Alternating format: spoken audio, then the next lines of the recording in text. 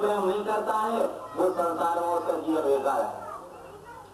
क्योंकि हम आपको ख्याल करना चाहिए कि हम आप सुंदर घर में उत्पन्न हुए हैं, सुंदर हम आपको वस्त्र पहनने के लिए मिल रहे हैं, सुंदर भोजन पाने के लिए मिल रहे हैं, सुंदर जो है आराम मिल रहे हैं। तो ये क्या है? ये सब प्रभु की इच्छा से हो रहा है। अगर कहीं भगवान आपने तरफ कृपा अगर थोड़ी सी जो है अगर उनकी कृपा न रहे तो हमारे आपका जो है पल में पल जाने क्या हो जाएगा। जो भी काम करें तो भगवान का नाम लेकर काम करना चाहिए। जब उनका नाम लेकर के काम करते हैं तो हमारे आपके काम में कभी भी असफलता नहीं होती है। ये निश्चय मानना चाहिए कि जब ईश्वर का ध्यान हम आप करेंगे तो हमारा ध्यान निश्चय करेंगे। और बड़े भाग मानस कंपा कोई बड़ी बात पूछने की है, इतना तो तुम जानते हो कि तुम्हारे सिवाय हमको प्यारा संसार में है कौन? बोले नहीं सरकार, हम तो प्यारे हैं, ये हमें मान लिया कि हम प्यारे हैं, संसार से हम प्यारे हैं, भक्तों से जो है दासों से हम जो है प्यारे हैं, लेकिन हमसे ही कोई प्यारा होगा, हमसे कोई प्यारा होगा। बोले नहीं और कोई नहीं है प्यारा। बोले नहीं सरकार, आज झूठ न बंद बोलना। हनुमान जी कहने लगे जनक सुता जग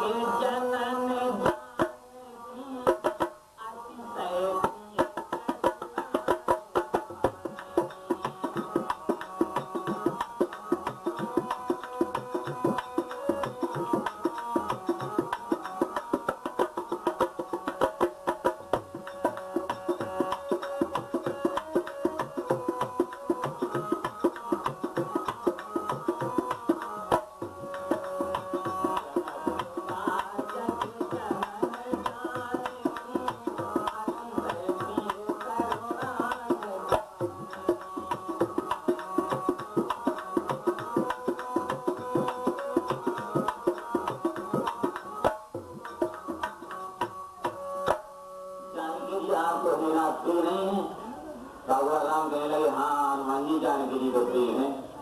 और बोले महाराज तो जानकी जी तो हमसे आती प्रिय है और फिर उनसे आती है बोले प्रिय को है। बोले हनुमान जी और कोई नहीं है। बोले नहीं और ही कोई होगा आपका, उनसे ज्यादा आपको प्रिय होने पे। बोले हे नाथ और भी कोई प्रिय है। बोले और कौन है? और कोई नहीं। बोले नहीं है, जानकी जी से प्रिय कोई है। तो देखिए भगवान राम क्या कहते हैं।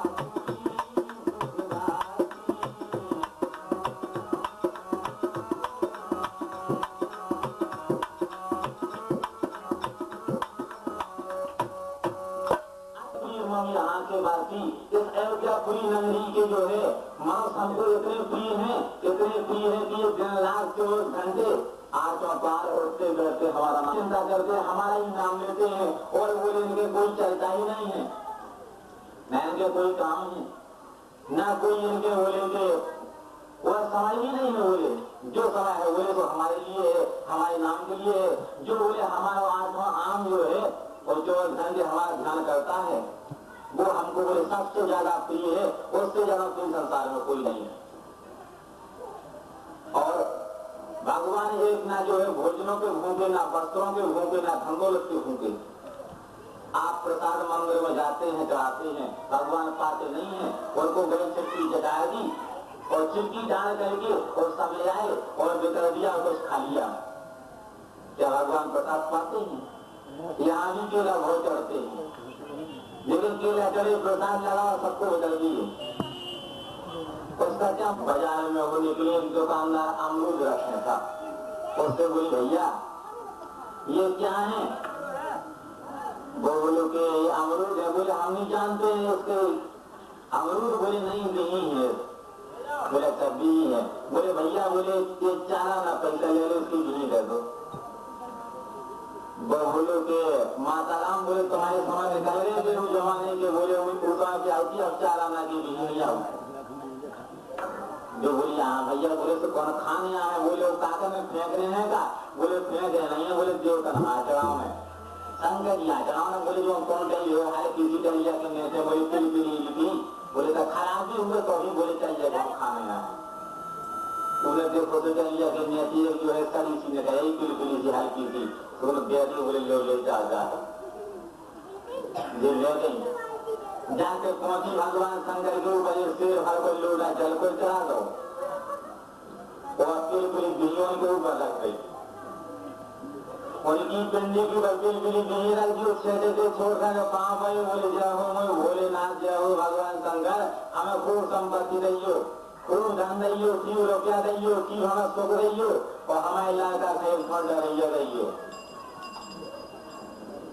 आप तो भगवान शंकर घबरा गए। बोले जो तो बहुत घाटा लगे।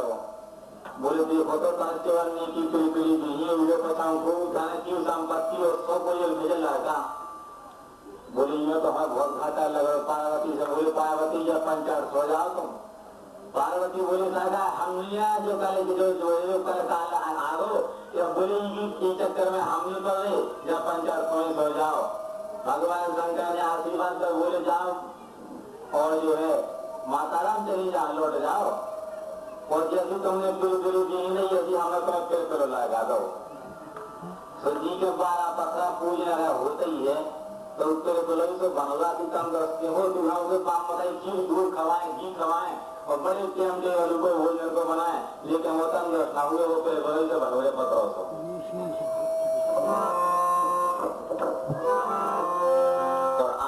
शांति का समय है। जितने आप लोग शांति रखोगे और जब तक डटे रहोगे तब तक कथा चलेगी। आज बंद ना होगी चाहे जो है आप पूरी रात भी कोशिश करें तो भी जगह चलती रहेगी।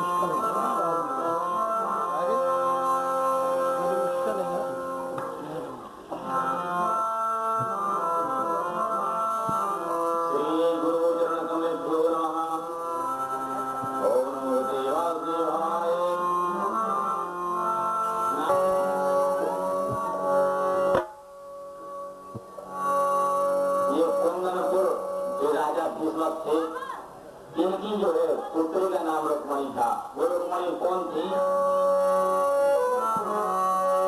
रुक्मणी के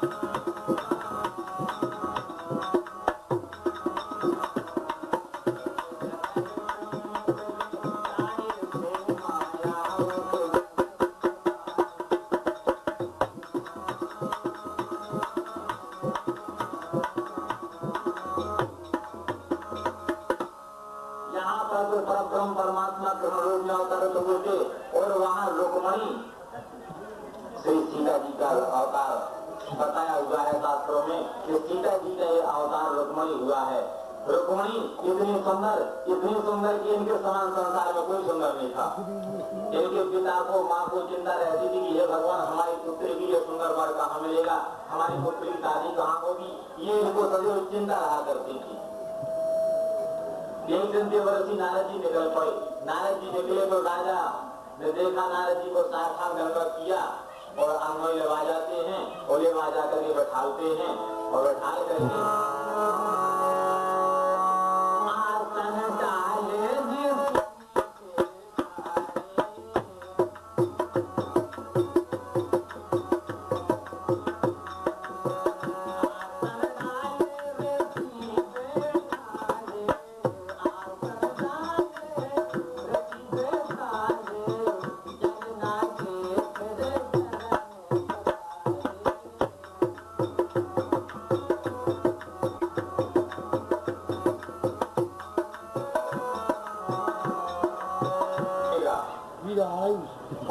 का सुंदर मिलेगा और बोले संसार में स्वरूप तो सुंदर होगा और बोले संसार में गुण सुंदर होगा और संसार में वीरता सुंदर होगी और संसार के नामों में नाम जो है ऊंचा होगा। जिस प्रकार से जो है पहला नंबर तुम्हारी संसार में पुत्री का है, इसी प्रकार से पहला नंबर वही पुत्र का ही होगा। आप विचार इस प्रकार की बता करके चले जाते हैं। अब ये विचार करते हैं ऐसा पर कौन है, कहाँ है, सोचते सोचते कहने लगे द्वारकाधीश बोले कृष्ण है जो बोले वो अपनी पुत्री के लायक है, सुंदर है और गुणशील है और संसार बोले उसकी मानता करता है, उसका नाम लेता है, उसका ध्यान करता है और बोले पीरों में सुरवीर है। ये उनकी चर्चा व्यवहार सोई बोले अपनी रुक्मिणी की शादी भगवान के साथ में करना चाहिए। इतनी में रुक्मिणी के 5 भाई थे। सबसे छोटे का नाम था रुक्मी। रुक्मी आया, रुक्मी ने सुना कि कृष्ण के साथ में शादी कर रहे हैं। कहने लगा बोले क्यों पिताजी एक बात बताओ, तुम बहन की शादी उसके साथ में कर रहे हो, कृष्ण के साथ में? बोले हाँ। बोले तुमको ये शर्म नहीं लगती है कि बोले कहाँ, बोले रुक्मिणी हो, बोले कहाँ वो, अरे कहाँ जाकर पुत्री कहाँ, बोले यहीं से छोकरा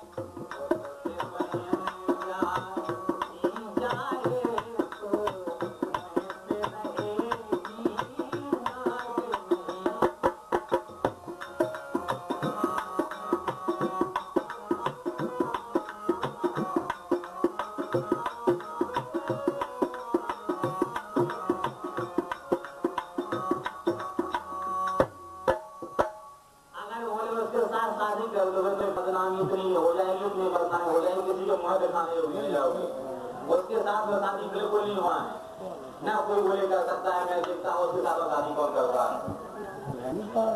आपको जो वहाँ हुए एक दिन देवव्रती नारद जी वहाँ वहां पर नारद जी को देख करके साक्षात दंडवत की और दंडवत करके अपने घर आने हैं और लेवा जा करके तुरंत जो है क्या करते हैं, तो आसन डाल ऋषि बैठारे चल जाके फिर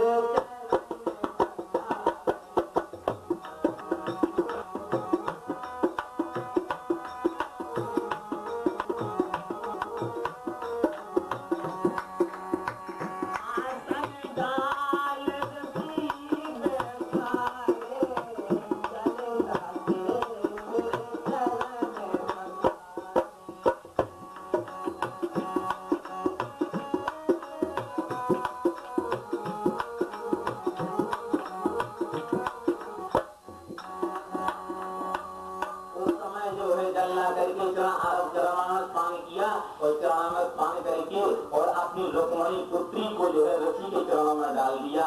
विनय करने लगे, हे नाथ इस पुत्री की ये कहीं वर्त बताओ, इसकी भाग बताओ, इसकी किस्मत बताओ, कहाँ कैसी बोल रही है।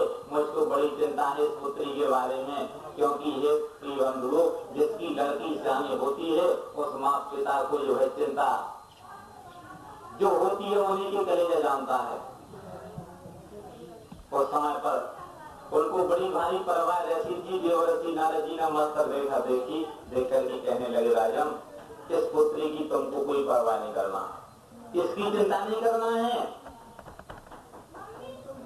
बोले चिंता तो बोले बेटा बेकार पुत्री करता है, पुत्री की पिता को चिंता नहीं करना चाहिए।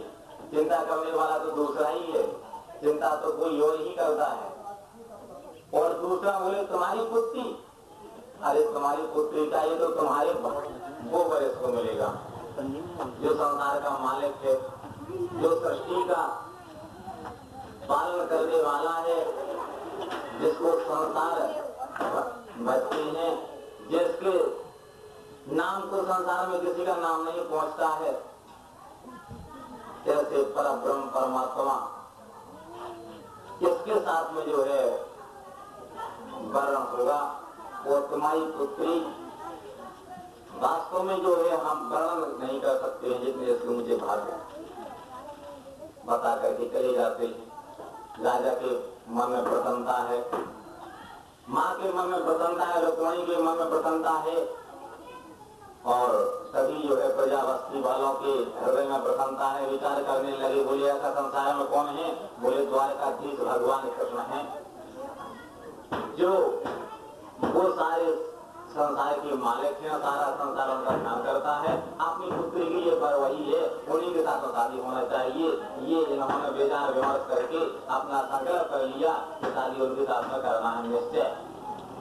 ये संकल्प हुआ, इतने में वहां से रुक्मिणी का छोटा भाई रुक्मी आ जाता है, और जैसे उसने देखा कहने लगा, ये पिता, हे माँ, तुम ये क्या कह रही हो? ये लोग बात क्या कह रहे हैं, मैं क्या सुन रहा हूँ? बोले चर्चा आपके साथ में शादी अपनी पुत्री करना चाहते हो, के साथ में करना चाहते हो, तुमको ये शर्म नहीं लगती है? भयंकर क्रोध में हो जाता है और कहता है,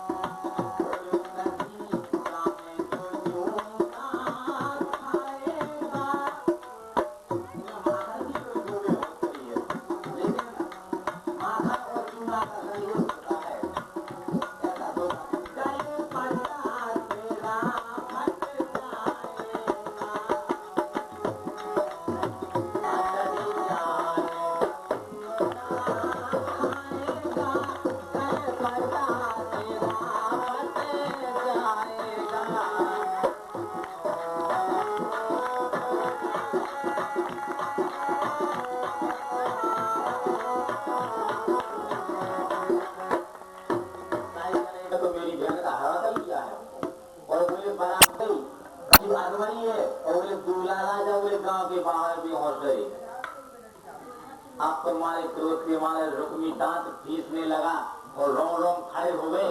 बोले मैं देखता हूँ, और जा करके बोले अगर मैं रुक्मी हूँ तो मैंने जा करके कृष्ण का अगर वध नहीं कर डाला तो बोले लौट करके इस कोंदरपुर नगरी में अपने ग्राम में मोही दिखाऊंगा करके।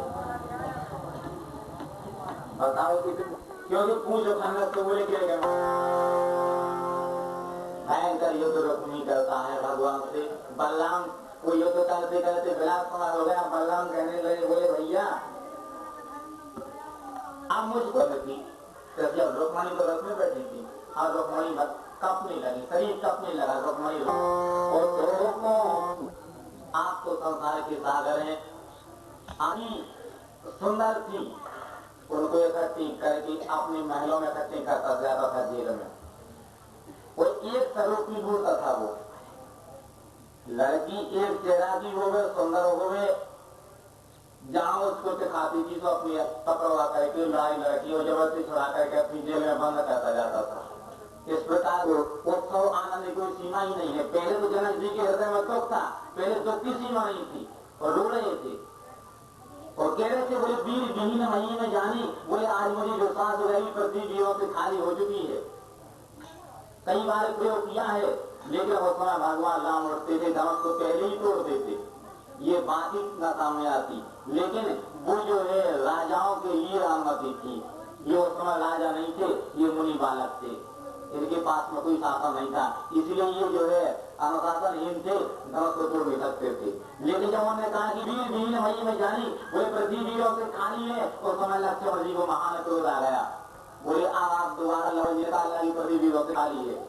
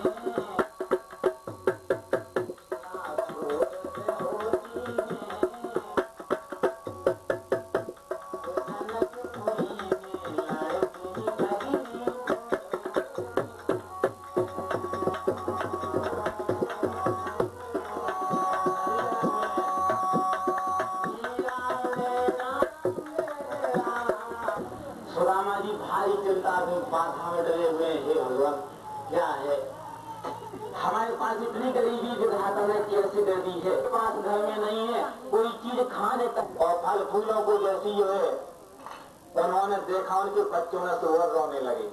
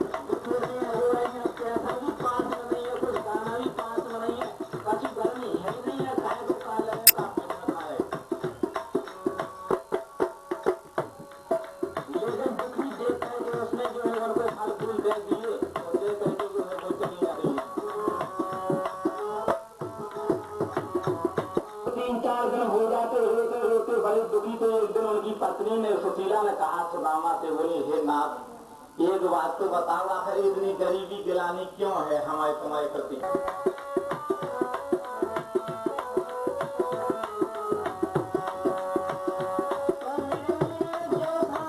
भगवान शंकर कहा कह रहे हैं कि ये परब्रह्म परमात्मा है उन्हें प्रणाम किया गरीबी नहीं जाने और भगवान शंकर ने समझाया ले जाओ आप बार बार आग्रह किया सुदामा जी तैयार हुए और सुदामा जी ने कांखी में जो है पुटरिया दवाई और कांखी में पुटरिया दवा करके और जो है सुदामा पर द्वारकापुरी क्यों चलने लगे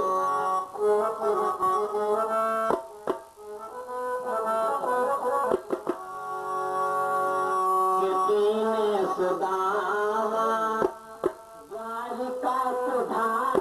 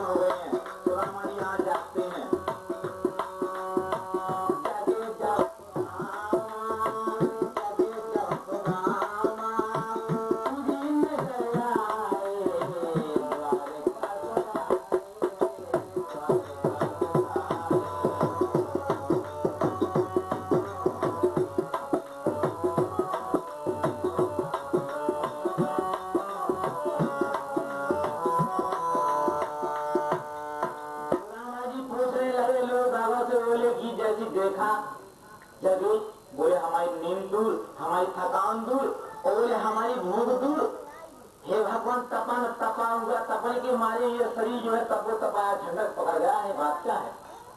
मैं कहाँ डरा हुआ था, बोले यहाँ कहाँ कैसा गया हूँ।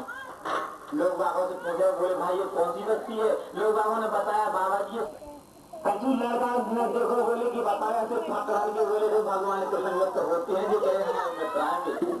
बोले कि मित्र थोड़ी हो सकता, बोले कि मित्र नहीं हो सकता। हंसने लगे सुदामा जी बताए आने चले गए। जैसे एक जगह ये गाँव में हुआ